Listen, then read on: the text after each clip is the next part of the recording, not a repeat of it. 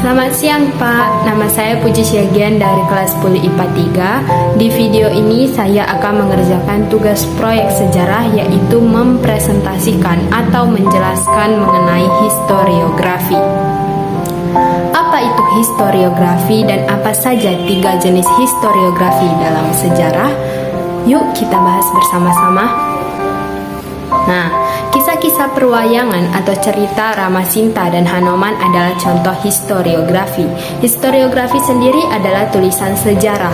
Menurut Louis Gottschalk, historiografi adalah bentuk publikasi baik dalam lisan maupun tulisan mengenai peristiwa atau kombinasi peristiwa-peristiwa di masa lampau. Historiografi memiliki pembagian waktu berurutan dari historiografi tradisional, historiografi kolonial, dan historiografi modern. Berikut penjelasan dari 3 jenis historiografi tersebut. Yang pertama, historiografi tradisional. Historiografi tradisional merupakan penulisan sejarah yang umumnya dilakukan oleh para sastrawan atau pujangga keraton dan bangsawan kerajaan. Berdasarkan pembagian waktunya, historiografi tradisional dibagi menjadi Hindu-Buddha dan historiografi tradisional Islam. Contoh historiografi masa Hindu-Buddha adalah Kitab Mahabharata dan Ramayana, Kitab Pararaton, Kitab Negara Kertagama, Babat Arya Tabanan, Babat Tanah Jawi, dan lain-lain.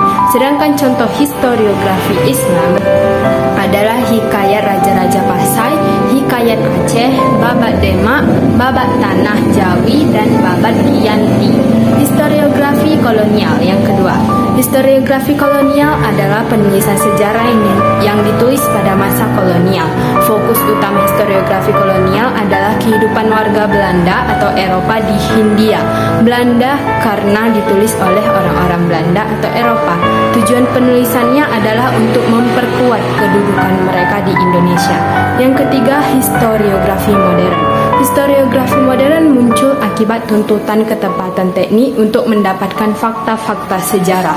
Fakta sejarah didapat melalui penetapan metode penelitian memakai ilmu-ilmu bantu adalah adanya teknik pengarsipan dan rekonstruksi melalui sejarah lisan.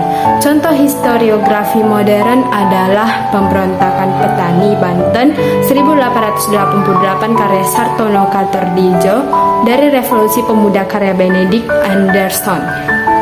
Adapun ciri-cirinya adalah yang pertama bersifat metodologis, yang kedua bersifat kritis historis, yang ketiga bersifat kritik terhadap historiografi nasional, yang keempat munculnya peran-peran rakyat kecil.